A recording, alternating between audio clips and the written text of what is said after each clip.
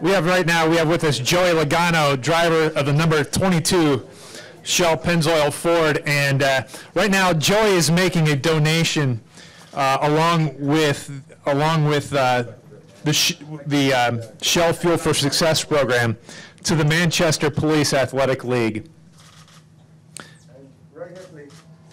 That's a lot of money.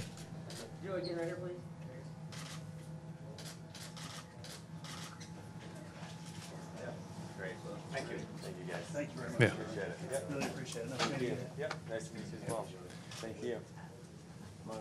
The check presentation here, that just to let folks know, we're holding the check right now is John Lavasser with the Manchester Police Athletic League, a police officer, and then we also have Adam Hollis, who is with the Manchester Police Athletic League, who will be the beneficiaries of this program. Joe, how about you tell the folks where this money is going to go to and how it's going to be used? Yeah, I'm sure John could probably explain even more than me, but you know, the Chase and Second Chances program, we've been doing it a couple years now. During the Chase is it's a great time to raise awareness for a lot of different situations that's going on in our world, because there's a lot of eyes on our sport right now, so we should take out that opportunity and make the most of it. And like I said, second year doing it.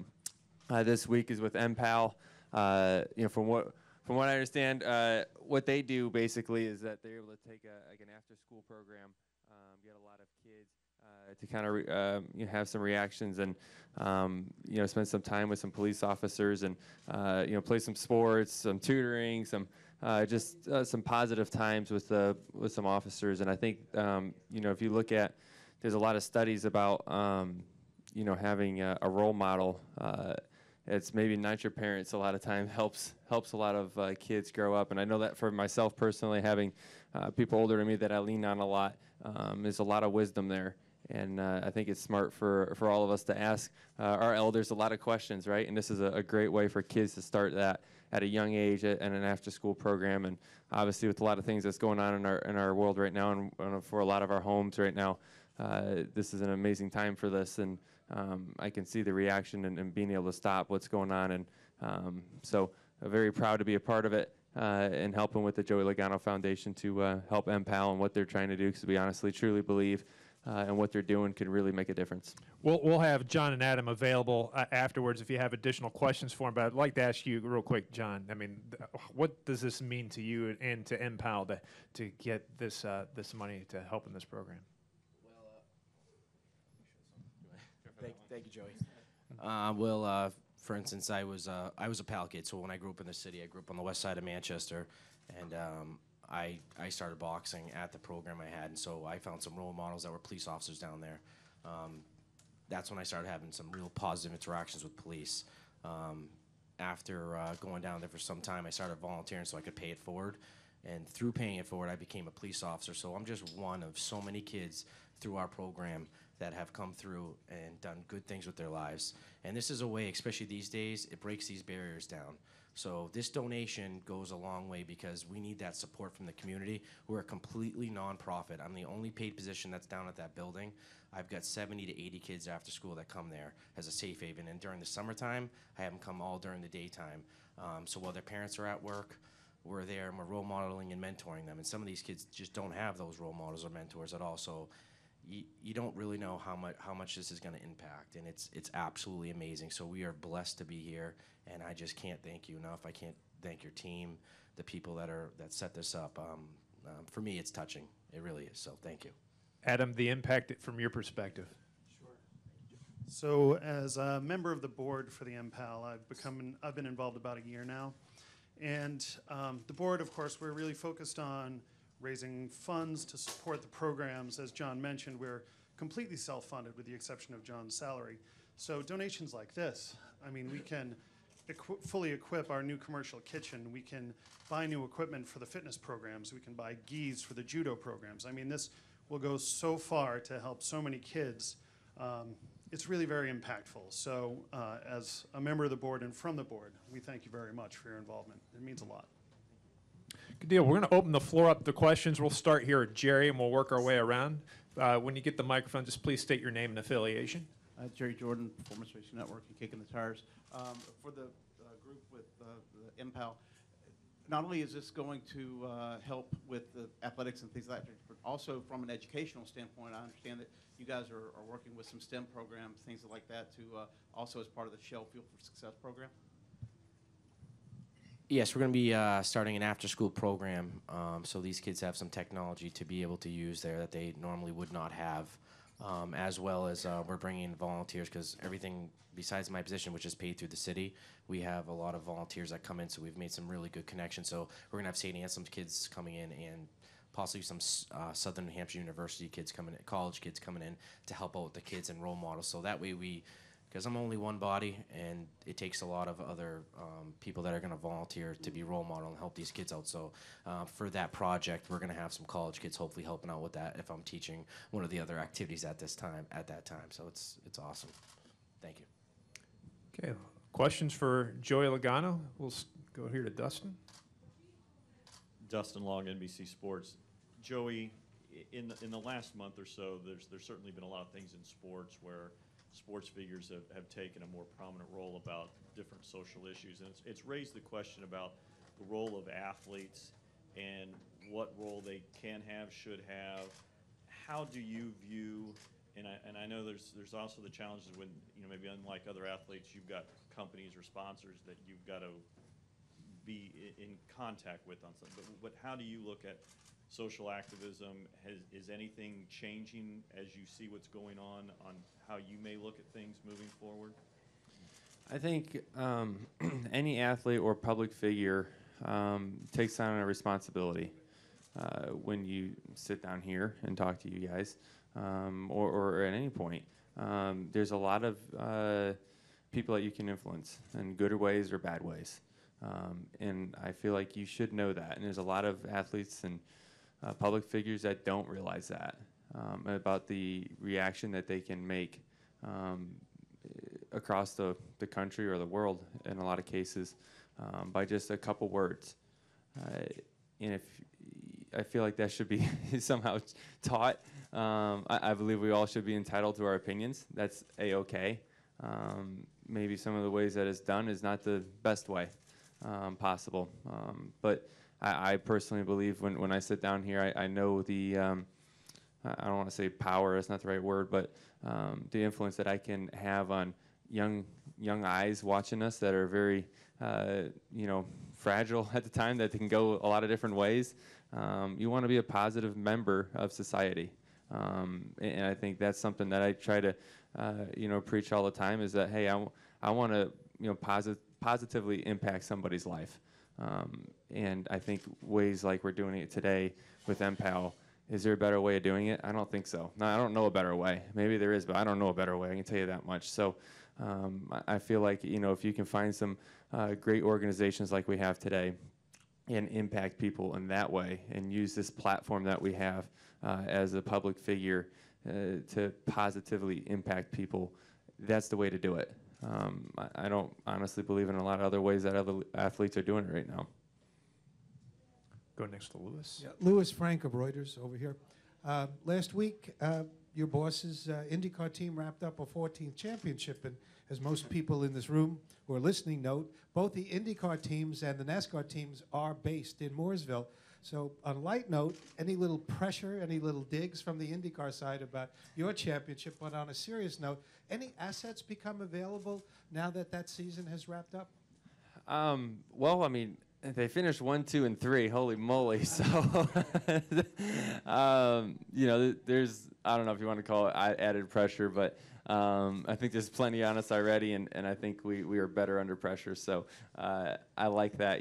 50 years for Team Penske. You guys well know that. We've announced that plenty this year, but for them to do that in the 50th anniversary is very special, and it's really cool to be somewhat a part of that. I feel like I'm part of the team.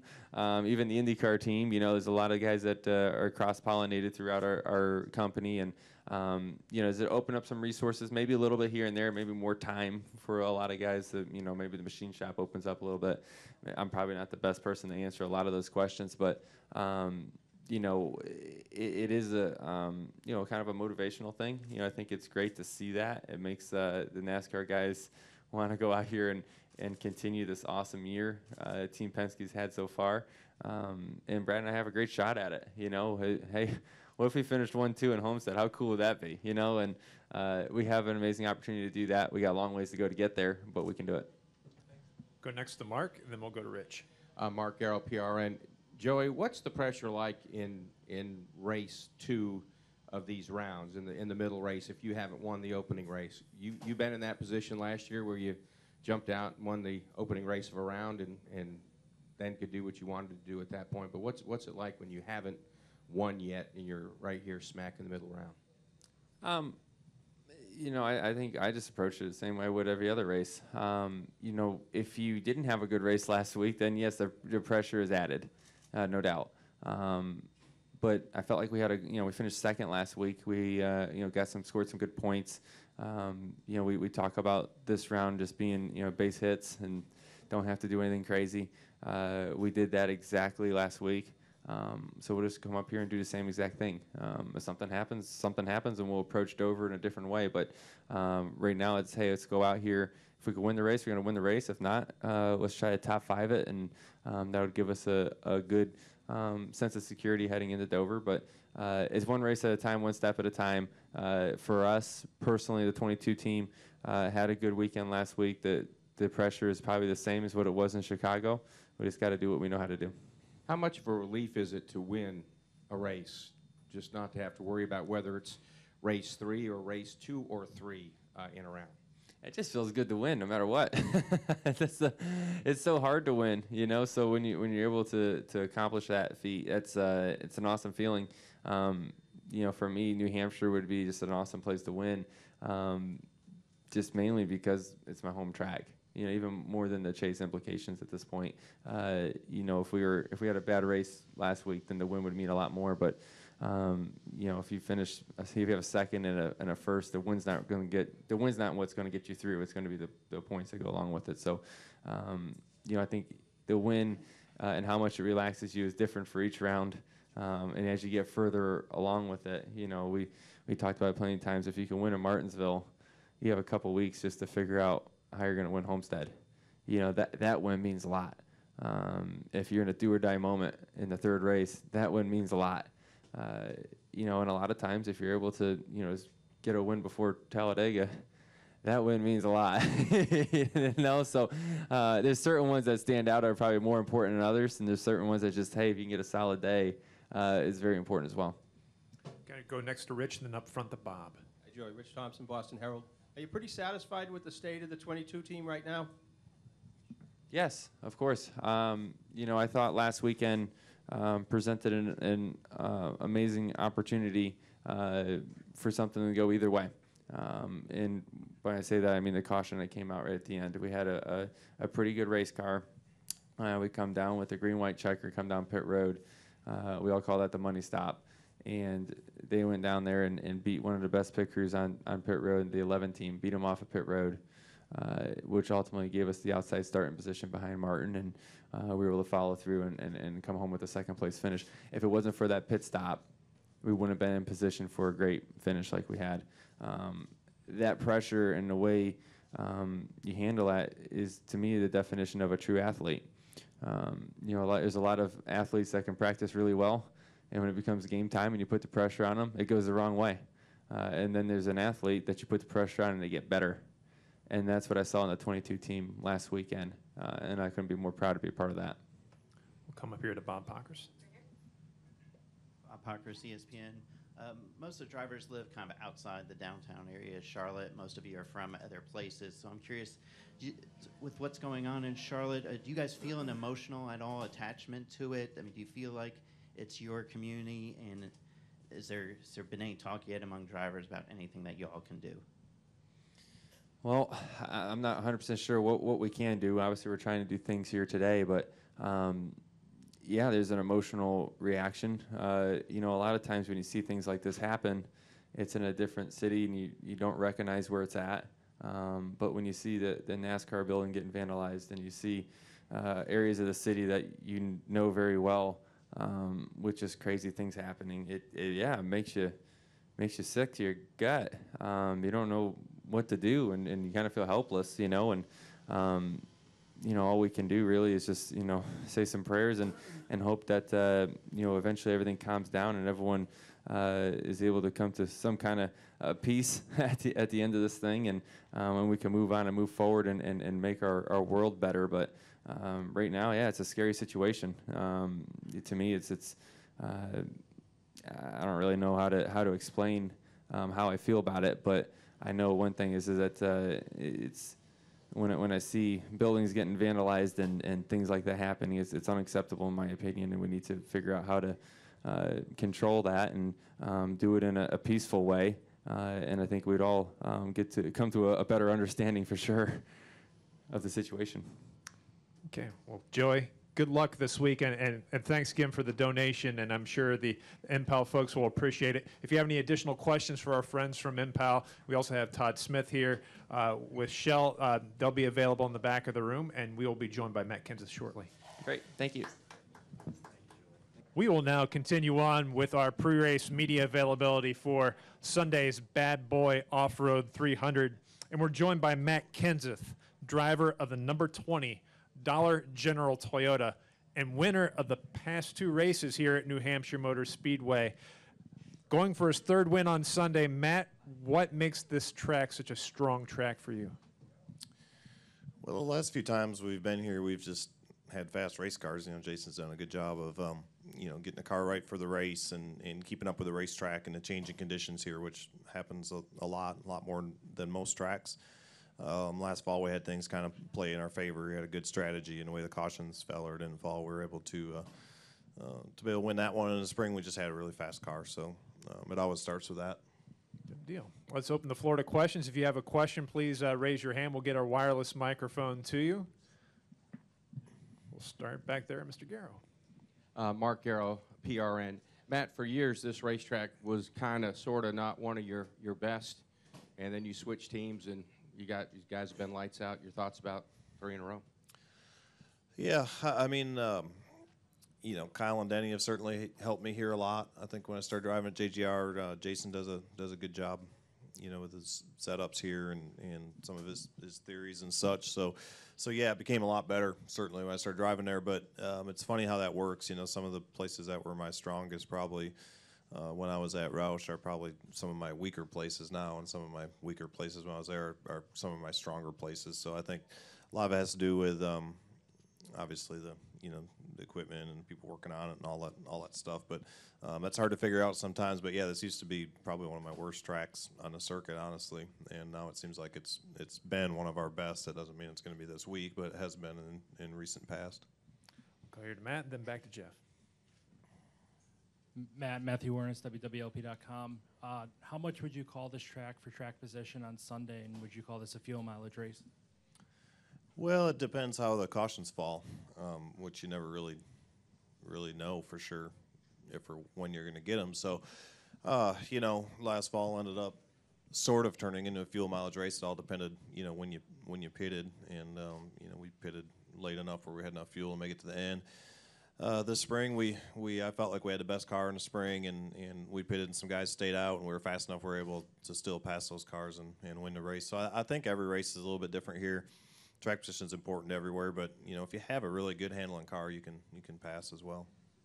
Go to Jeff and then to Jerry.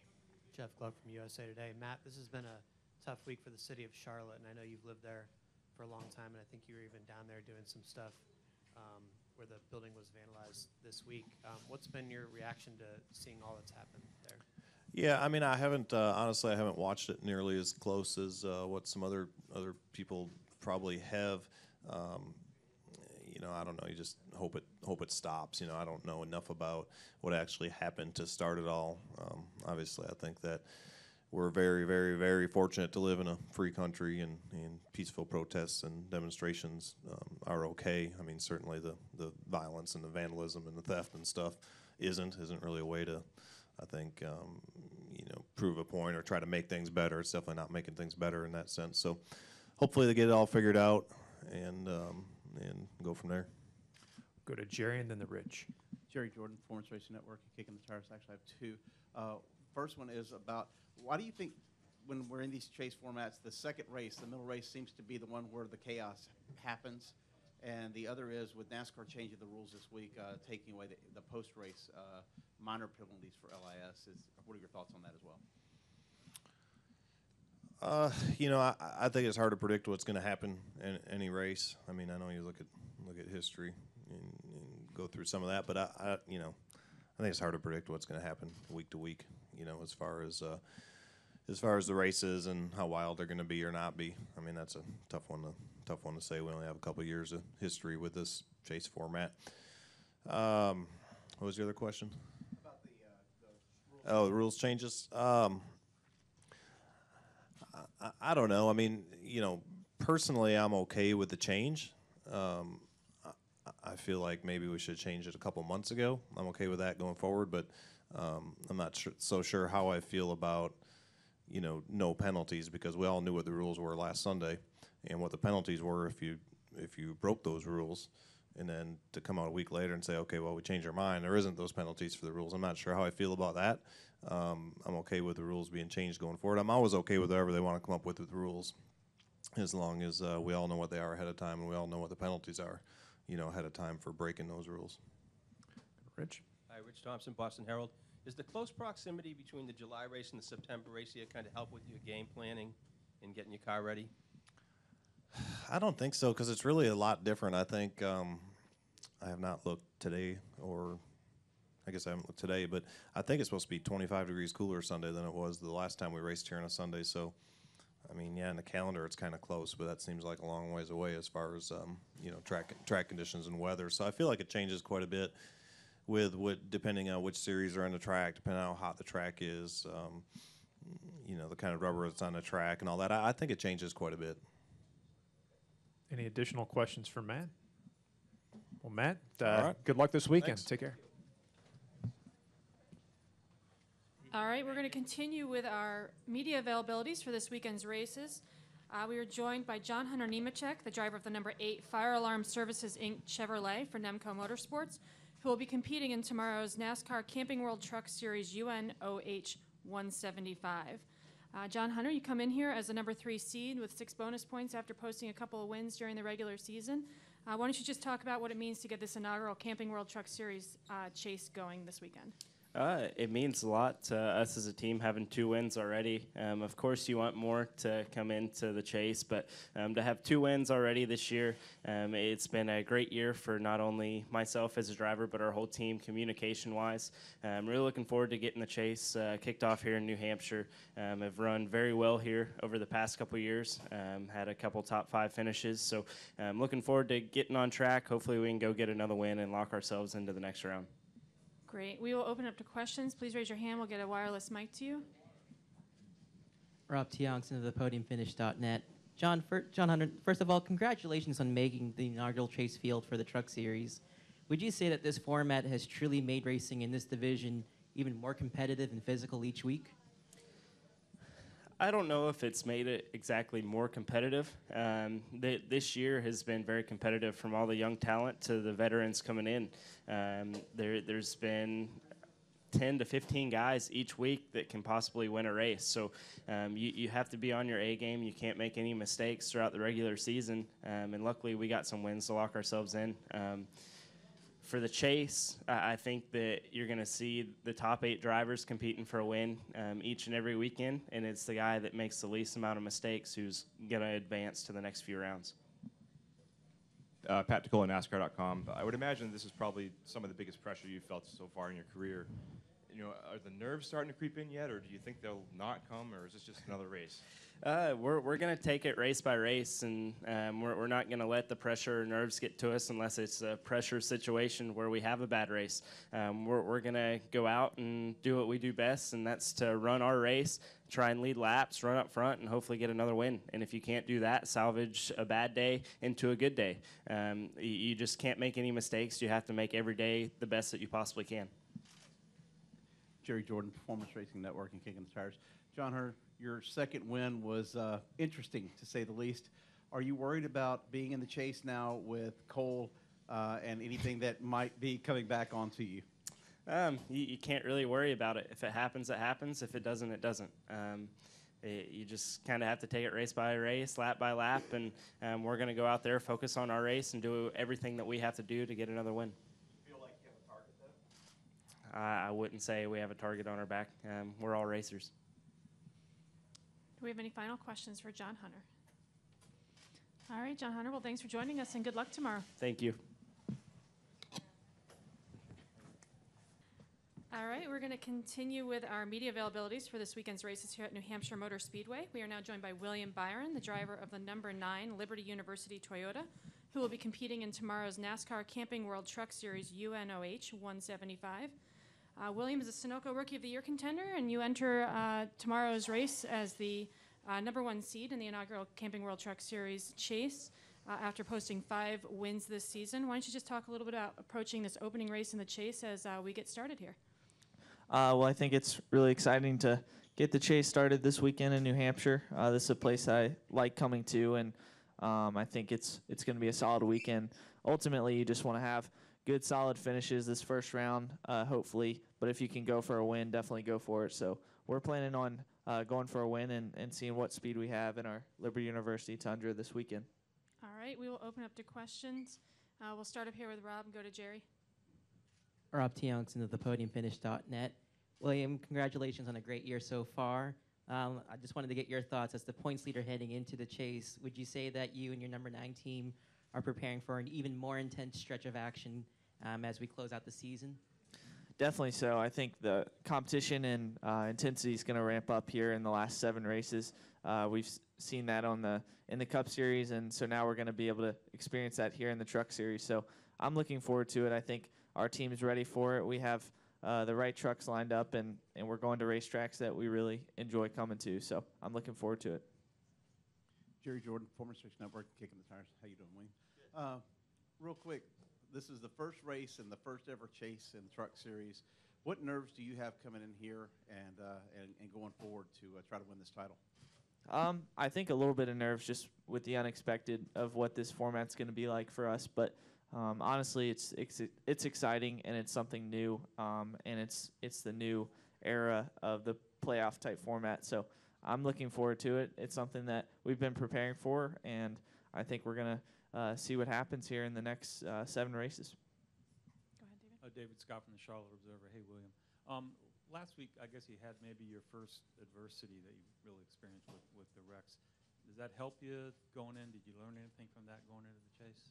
I definitely think so. I mean, it's always a learning experience, even going into the chase, even throughout the chase. So with me being a rookie, there's definitely things to learn every week, and that wasn't something that I wanted to learn last week, but it is something that sometimes happens. So now you kind of move on from that. You put the good and the bad together, and we have a good game plan going to this racetrack and knowing how the mentality needs to be for the next 7 races. So I think we've turned the page.